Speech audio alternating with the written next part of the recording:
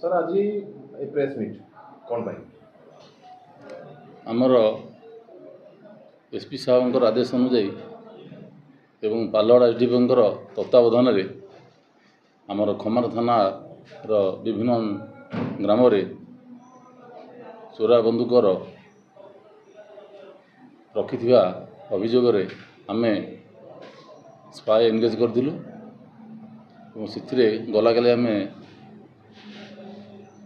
5टा लोकों ठारू 5 गोटी देसी बंदूक जप्ति करिजु।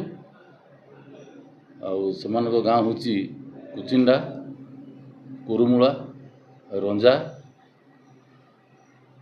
और रोहिरा से आज गिरफ्त करा जायछि। आज कोर्ट फरवर्ड करा जिवो।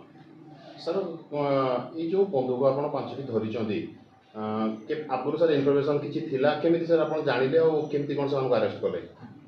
आम पाखे खबर रहिला जे जो गाँ बोली कहली कुरुमूला कुचिंडा रोहिरा रंजा गाँव रे देसी बंदूक विभिन्न लोकों पाखरे अच्छी। तेणु आम कथार सत्यता लोक आम सेटिंग कलु। खबर मिलवा पर गला काली घर माने रेड कलु कलापर धरिलु बंदूक सह से धरिलु धरिकी आज अरेस्ट कर कोर्ट में फरवर्ड करा। सर प्राथमिक तदंत आपनकर कोन कहूजे बंदूक गुडा से कोन पे व्यवहार करथिले? से बंदूक रखिथिले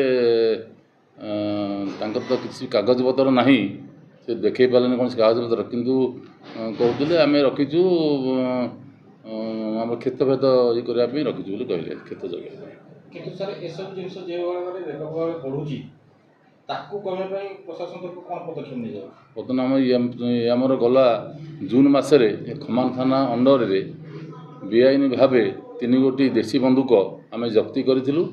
3 जन को ये अरेस्ट करूँ और कोर्ट फरवर्ड करूँ। जून मास पर अगस्ट मसर 5टा बंदूक देसी बंदूक जप्ति करी फरवर्ड करूँ। आज आमर लोक भी सेटिंग करूँ खमान अंचल जदि पुणी देसी बंदूक थाए निहाती आम भविष्य जप्ति करूँ और आईन अनुजाई कार्यानुष्ठान ग्रहण करूँ। ड्रीम्स राइडर सब समय रे आपणक सेवारे धन्यवाद।